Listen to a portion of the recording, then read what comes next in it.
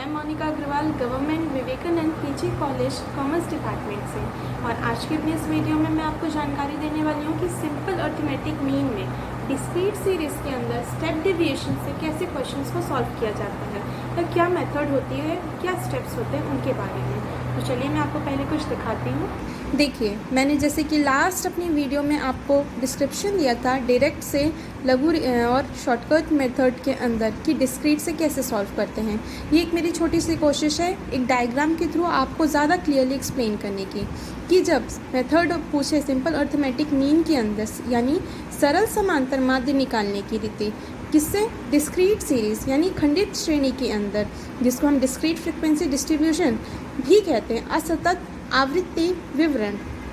तो लास्ट है हमारा आज का स्टेप डेविएशन मेथड पद विचलन रीति से। तो देखिए क्या स्टेप होते हैं, क्या तरीका होता है इस क्वेश्चन को सॉल्व करने के लिए स्टेप डेविएशन मेथड के अंदर। सबसे पहले आपको स्टेप डेविएशन मेथड में क्या करना है, रिप्रेजेंट करना है, बताना है कि आप किसको x ले रहे हैं और किसको f ले रहे हैं। मैंने बताया था जो वेरिएबल डिनोट करे, बताए, जिसकी क्वेश्चन में बात की जाती है हम उसको x मानते हैं, और जो आइटम्स को रिपीट कर रहा है, कितने बार आवृत्ति आई है, उसको हम f लेते हैं। सेकंड में आपको एज्यूम मीन मतलब कल्पित माध्य a लेना है। थर्ड में आपको क्या करना है, dx निकालना है यानी डेविएशन निकालना है, और डेविएशन निकालने का सिंपल मेथड है x माइनस a। जो आपका फर्स्ट में x की वैल्यू आपने जिसको लिया है उसी को आप a से घटा दीजिए यानी कल्पित माध्य से। एक बात और ध्यान देने वाली है कि आप a जो लेंगे यानी कल्पित माध्य लेंगे वो पूरे क्वेश्चन में सेम रखिएगा। ऐसा नहीं कि हम ऊपर जब कॉलम्स बनाए, टेबल फॉर्म किए हैं तो उस टाइम कुछ और लिए a, और लास्ट में जब हम मेथड कर रहे हैं मतलब फार्मूला लगा के तो हमने चेंज कर दिया। इस बात का थोड़ा ध्यान देने वाला है कि a पूरे टाइम क्वेश्चन में सेम रहेगा। नेक्स्ट स्टेप में हमको क्या करना है, ds मतलब dx में से आपको भाग कर देना i को, dx डिवाइडेड बाय i क्या है, i कुछ भी हो सकता, कॉमन फैक्टर, ठीक है।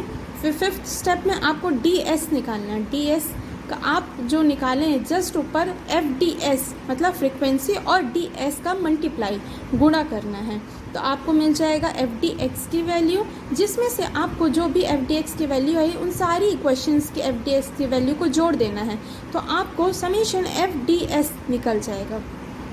फिर नेक्स्ट स्टेप में आपको फॉर्मूला लगाना है। उसके पहले एक बात और ध्यान दीजिए, आपको फार्मूला क्या दिया है, मीन बराबर a plus summation fds into I by summation f। आप समेशन f तो बोल रहे हैं, समेशन f क्या होता है, समेशन f n होता है, n का टोटल होता है, n equal to summation f, या फिर मैं यूँ कह सकती हूँ कि मीन बराबर a plus 1 by n into summation fds into I.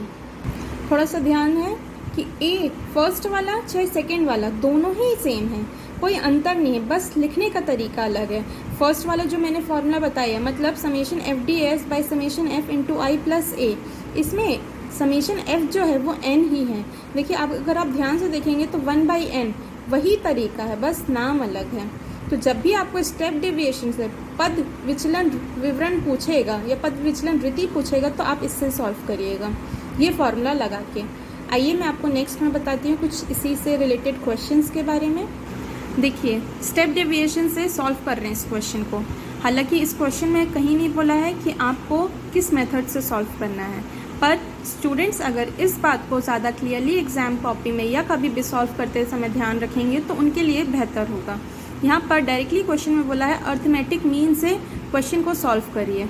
Arithmetic mean से क्वेश्चन को सॉल्व करिए, जिसके अंदर वेजेस दिए हैं 55, 75, 165, 330 एंड 375 लास्ट। अब नंबर ऑफ वेजेस अर्नर मतलब ऐसे कितने लोग हैं जिनको 55 रुपये मजदूरी के रूप में मिलता है, ऐसे कितने हैं, 6।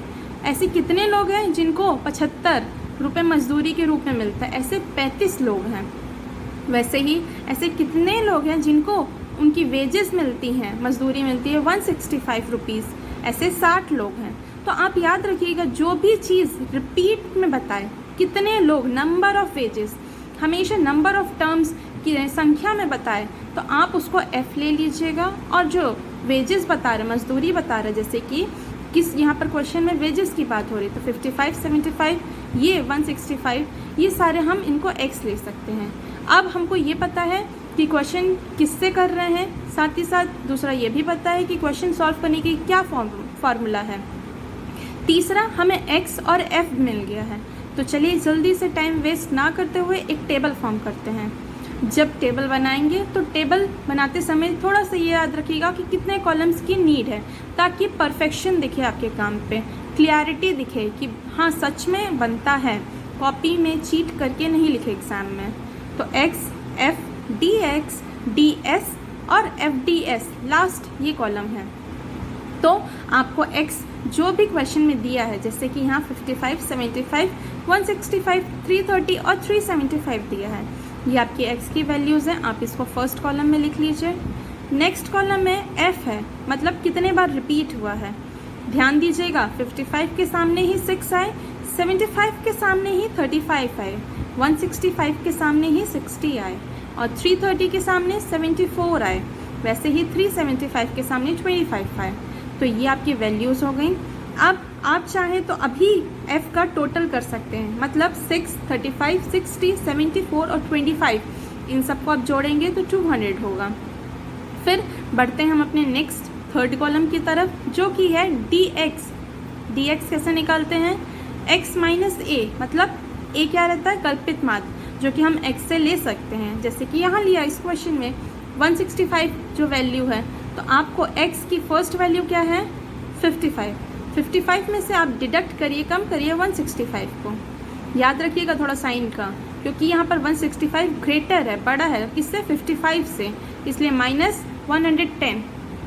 फिर 75 में से डिडक्ट करिएगा 165 को, तो माइनस 90। फिर 165 में से डिडक्ट करिए माइनस 165 को, तो 0। फिर 330 में से माइनस 165। अब 330 बड़ा है, इसलिए पॉजिटिव में रिजल्ट आया, कितना, 165। अब 375 में से डिडक्ट करिए 165 को, तो 210 आएगा। ये हमें dx की वैल्यू मिल गई।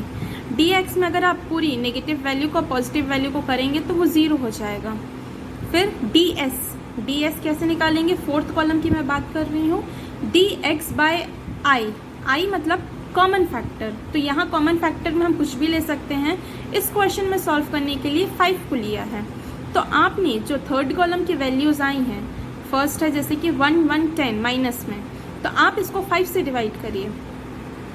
5 से डिवाइड करने पे आपको माइनस 22 मिलेगा। फिर माइनस 90 डिवाइडेड बाय 5, माइनस 18, 0 को किसी से भी करेंगे 0 ही मिलेगा। 165 नेक्स्ट है, जिसको आपको 5 से डिवाइड करें, 33। फिर 210 को आप 5 से डिवाइड करिए, 42। तो ये कुछ वैल्यूज़ थी जो ds को रिप्रेजेंट कर रही थी।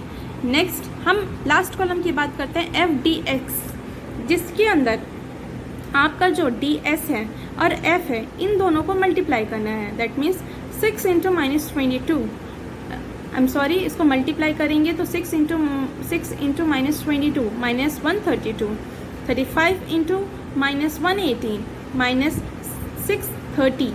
फिर 0 से मल्टीप्लाई करने पे कोई भी वैल्यू 0 में ही कन्वर्ट हो जाती है। फिर 74 में से मल्टीप्लाई करिए 33 को, फिर 25 को मल्टीप्लाई करिए 42 से, तो आपको सारी वैल्यूज़ मिल गई।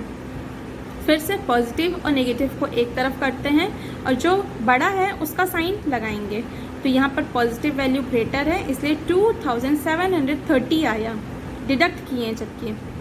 फिर जैसे कि क्वेश्चन में हमने स्टेप डेविएशन से सॉल्व करना था, तो मीन बराबर a plus summation F D S into I by summation F, जिसमें से मीन है 165 प्लस 2730 इंटू आई को भी चेंज नहीं करेंगे, वही रखेंगे 5 डिवाइडेड बाई 200।